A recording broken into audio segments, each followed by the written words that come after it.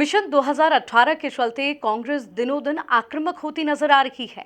हाल ही में इंदौर संभाग के प्रभारी बनाए गए पूर्व सांसद सज्जन सिंह वर्मा ने बेबाकी दिखाते हुए कहा कि कमलनाथ का मुकाबला बीजेपी का कोई नेता नहीं कर सकता है। उसी के साथ उन्होंने कमलनाथ के विधानसभा चुनाव लड़ने के सवाल पर भी बेबाकी से जवाब दिया। हाल ही में कांग्रेस कमेटी में इंदौर संभाग के प्रभारी बनाए गए पूर्व सांसद सज्जन सिंह वर्मा के घर इन दिनों रौनक आ गई है। नेता कार्यकर्ता उन्हें बधाई देने पहुंच रहे हैं। कई टिकट के दावेदार भी यहां हाजिरी भरा रहे हैं ताकि संभाग प्रभारी के समक्ष अपनी दमदारी दिखा सकें।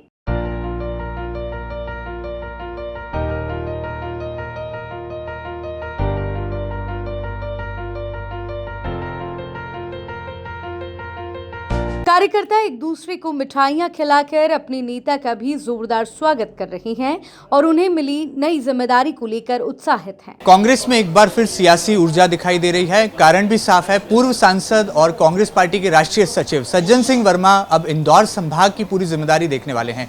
मध्य प्रदेश कांग्रेस के अध्यक्ष कमलनाथ ने उनके कंधों पर एक बड़ी जिम्मेदारी दी है। किस तरह से देखते हैं और क्या आने वाले समय में मिशन 2018 को फतेह करने के लिए सज्जन सिंह वर्मा का ये कड़क अंदाज अब कांग्रेस में अनुशासन लेकर आएगा, वो फिलहाल हमारे साथ एक्सक्लूसिव मौजूद हैं। सीधे उनसे बात करते हैं। वर्मा जी, सबसे पहले बहुत सारी शुभकामनाएं। एक बड़ी जिम्मेदारी आपको कमलनाथ जी ने दी है, किस तरह से देखते हैं और क्या लगता है इंदौर संभाग में जीत का मंत्र कैसे आप लेकर के निकलने वाले हैं? देखिए, मध्य प्रदेश में इंदौर संभाग बड़ा महत्वपूर्ण है। लोग सोचते हैं कि इंदौर मतलब मध्य प्रदेश का सबसे बड़ा नगर और बड़ा आधुनिकता और बड़ा ये, लेकिन ये इंदौर संभाग आदिवासी बाहुल्य संभाग है। लोग समझते हैं कि कुछ भ्रांतियां हैं, लेकिन मेरा जो अध्ययन है इसमें 5 जिले तो आदिवासी हैं, पूरे के पूरे धार, झाबुआ, अलीराजपुर, बड़वानी, खरगोन, खंडवा, बुरहानपुर, सब जगह आदिवासियों की बाहुल्यता है। तो हम ये स्ट्रेटजी बना रहे हैं कि बड़े शहरों के इंदौर और कुछ अन्य शहरों की स्ट्रेटजी अलग बनाई जाए। आदिवासी बाहुल्य योजना, जिससे अधिकतम आदिवासी लोगों को जीवन ऊपर उठाने में सहायता मिले, वो योजना हम बना रहे हैं। हम अपने चुनाव घोषणा पत्र में वो सारी बातें लाएंगे जो आदिवासियों के लिए संजीवनी साबित होगा। शहरों के लिए हम अलग बनाएंगे। शहरों में थोड़ा सा हम लोगों में कमजोरी है, लेकिन वर्तमान हालात जीएसटी लागू होने के बाद, नोटबंदी के बाद तमाम परिस्थितियां बदली हैं। हमारे यहाँ का व्यापारी भी इस समय भारतीय जनता पार्टी और शिवराज चौहान से बदला लेने के लिए तैयार बैठा है। हजारों व्यापारियों ने अपने बिलों के ऊपर जो बिल काटते हैं उस पर स्पष्ट लिखा है, हमारी भूल कमल का फूल। तो तमाम सारी शहरों में भी परिस्थितियां बदल रही हैं, क्योंकि व्यापारिक क्षेत्र है, औद्योगिक क्षेत्र है इंदौर। तो यहाँ के लिए हमारी स्ट्रेटजी बिल्कुल अलग है। हम लोग ये वादा करेंगे व्यापारियों से, उद्योगपतियों से कि जीएसटी को सरल करेंगे और जो भी सुझाव व्यापारियों और उद्योगपतियों के उनके व्यापार को आगे बढ़ाने के लिए वो हमें देंगे, निश्चित रूप से हम वो सारी बातें मान के योजनाएं बनाएंगे। वर्मा जी, एक सवाल है कि ये कहा जा रहा है कि ये विधानसभा चुनाव किसानों के मुद्दे पर लड़ा जाएगा, क्योंकि मंदसौर में जो बड़ा किसान आंदोलन हुआ उसके बाद कांग्रेस के राष्ट्रीय अध्यक्ष युवराज राहुल गांधी भी वहाँ पहुँचे। क्या इंदौर संभाग में किसान बहुल क्षेत्रों पे, या कहा जाए ऐसी विधानसभा जहां पर ग्रामीण तबका ज़्यादा है, किसान वर्ग ज़्यादा है, उन पर आपका फोकस रहेगा? और कमलनाथ जी ने जब आपको जिम्मेदारी सौंपी है इंदौर संभाग की, तो इसको किस नज़रिए से देखते हैं और क्या किसानों के बीच आप भी निकलने वाले हैं बहुत जल्दी? मैं तो रोज़ किसानों के बीच में घूमता हूँ। 10-15 गाँव मेरी कोशिश होती है हर दिन शहरों का काम निपटा के घूमूँ और किसानों से सीधा मेरा संवाद होता है। किसान निश्चित रूप से हमारे देश और प्रदेश में 65% किसान हैं। तो किसान तो अपने आप में ऑलरेडी मुद्दा होता ही है। और इस समय जिन 6 किसानों की छाती पे शिवराज सरकार के कहने पे गोली मारी गई, उससे पूरे प्रदेश का किसान आंदोलित है। यदि इस देश और प्रदेश में किसानों को अपनी बात करने के लिए सड़क पे आना पड़े, ये सबसे बड़ा दुर्भाग्यपूर्ण है। और जब सड़क पे आके अपनी बात करे तो उसकी छाती पे आप गोली मार दो। एक तरफ तो किसान की छाती पे गोली मारने का आदेश होता है भारतीय जनता पार्टी का, दूसरी तरफ कश्मीर में जब सेना मार्च करती है और आतंकवादी और उनके बच्चे उन पर पत्थर फेंकते हैं, गोलियां चलाते हैं, तब नरेंद्र मोदी कहते हैं कि इन लोगों पे गोली मत चलाना, जो सेना पे पत्थर फेंक रहे हैं उनके रबर की गोली से मारना। तो ये दोहरा चरित्र इन लोगों का है। किसानों से झूठे वादे किए कि हम आपकी खेती को लाभ का धंधा बनाएंगे, उद्योग बनाएंगे, आपकी फसल का दोगुना मूल्य देंगे। आज हालत ये है कि किसान भावांतर योजना के छलावे के रूप में जो सोयाबीन उसका 4,000 रुपया 4200 रुपये में बिकता था, आज उसे मंडी में 2400 रुपये कुंटल के हिसाब से बेचना पड़ा है। तो ये छलावा भावांतर के नाम पे करके चंद व्यापारियों को लाभ पहुंचा है, किसान को मारा। तो किसान एक बड़ा मुद्दा अपने आप में है, हम नहीं बोल रहे हैं, किसान खुद बोल रहा है। भाजपा से संबंधित किसान भी बोल रहा है कि इस बार यदि शिवराज आ गया तो लाखों किसानों को आत्महत्या करना पड़ेगी। लेकिन मुख्यमंत्री तो यहाँ पर बिजली बिल माफ़ी कर रहे हैं, वो 200 रुपये का बिल लेकर आ गए हैं। चुनावी साल है, बहुत सारी योजनाएं सरकार लगातार ला रही है, किसानों के लिए भी ला रही है। ऋण माफ़ी के लिए राहुल गांधी बोल कर गए, क्या लगता है चुनौती रहेगी? देखिए, शिवराज चौहान इतना बड़ा झूठा व्यक्ति कि इसकी बात पे अब कोई विश्वास करेगा नहीं। इसलिए नहीं करेगा कि जब 2 चुनाव के पहले वाला चुनाव हुआ था विधानसभा का, तब शिवराज ने कहा था कि हर किसान का 50,000 का कर्जा माफ़ करेंगे। कर्जा माफ़ किया नहीं। राहुल गांधी ने मंदसौर की उस धरा पे श्रद्धांजलि देने 6 किसानों को आए थे अभी 1 माह पहले, तब उन्होंने कहा कि हमारी सरकार बनते ही मध्य प्रदेश के हर किसान का कर्जा हम माफ़ करेंगे। इसलिए राहुल गांधी की बात पे लोग विश्वास करेंगे कि राहुल गांधी की माता श्रीमती सोनिया गांधी ने जब यूपीए की सरकार थी दिल्ली में मनमोहन सिंह जी की, उस समय बिना किसान के मांगे 72,000 करोड़ का कर्जा माफ़ किया था। तो किसान राहुल गांधी की बात पे विश्वास करेगा। इससे एक कदम और बढ़ के किसान का कर्जा तो हम माफ़ करेंगे, उसकी बिजली के बिल माफ़ करेंगे। 5 साल 5 हार्स पावर तक की मोटर का कोई बिल नहीं आएगा।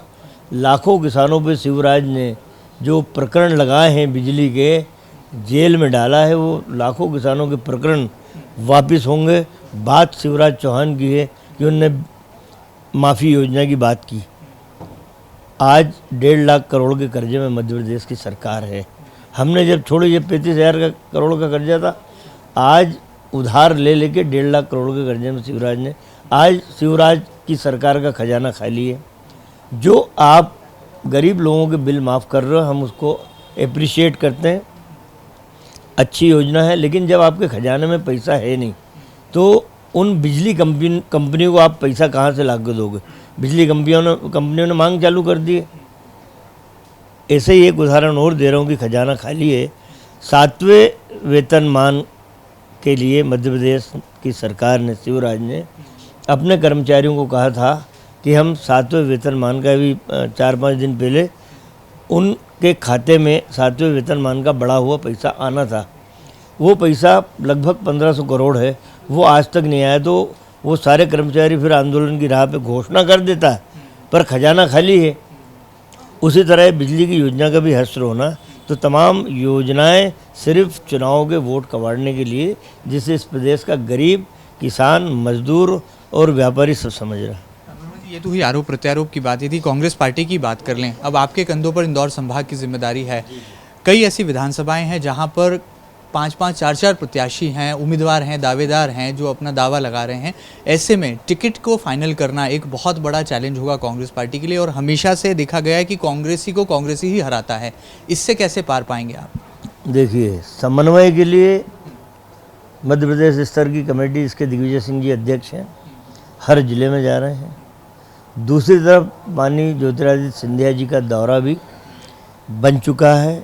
इनके दौरों के चलते कमलनाथ जी के दौरों का सिलसिला चालू होगा, समन्वय किए जाएंगे। बात ये है कि 4-4, 5 में कई जगह 7-8 भी हैं, लेकिन राहुल गांधी ने मंदसौर की अपने भाषण में स्पष्ट शब्दों में कह दिया था कि अब कोई कितना बड़ा भी नेता हो और उससे बड़े नेता के आसपास घूमता हो, टिकट उसे मिलना आवश्यक नहीं है। जो व्यक्ति गांव की गलियों में घूमता है, लोगों से सीधा संवाद रखता है, उन गली मोहल्लों से आवाज़ आएगी कि फला व्यक्ति अच्छा है, इसे टिकट मिलना चाहिए। वो एक सर्वे करा रहे हैं, राहुल गांधी जी खुद अपनी टीम से एक सर्वे करा रहे हैं। उस सर्वे के आधार पे ही उम्मीदवारों का चयन होगा। इसका एक और उदाहरण देता हूँ। कर्नाटक में राहुल गांधी जी ने 70 सीटों का सर्वे कराया था। उन 70 लोगों को टिकट दी थी, उसमें से 60 लोग जीत के आए हैं। तो निश्चित रूप से राहुल गांधी जी की जो टीम है सर्वे की, वो महत्वपूर्ण है।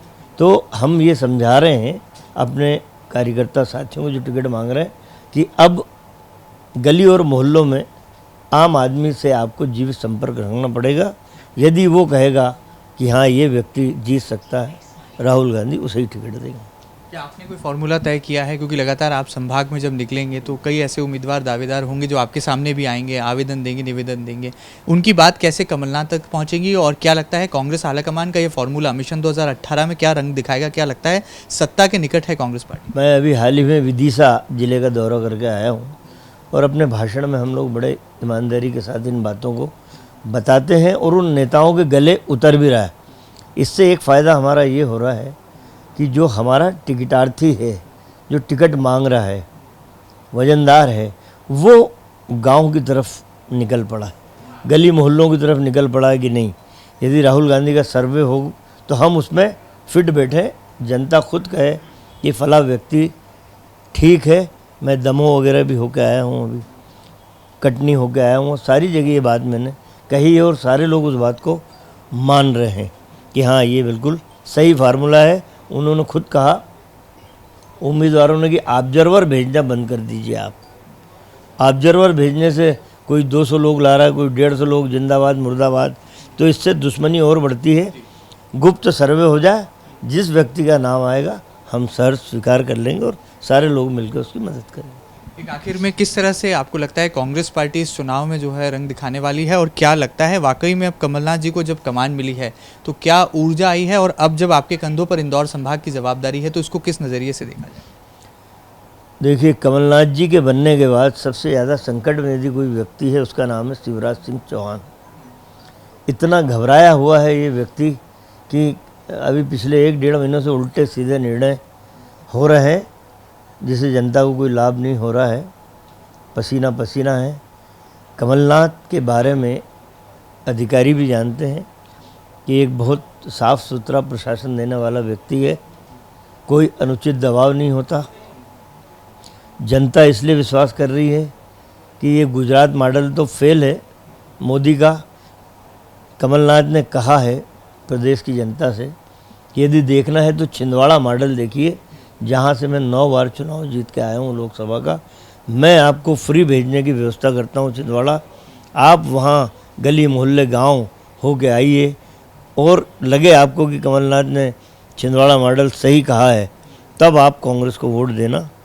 तो हमारा छिंदवाड़ा मॉडल सफल रहेगा और इसे 10 शिवराज भी आ जाएं तो कमलनाथ का मुकाबला ये लोग कर नहीं सकते। इस बार तो शिवराज चौहान खुद बुधनी विधानसभा में संकट में है।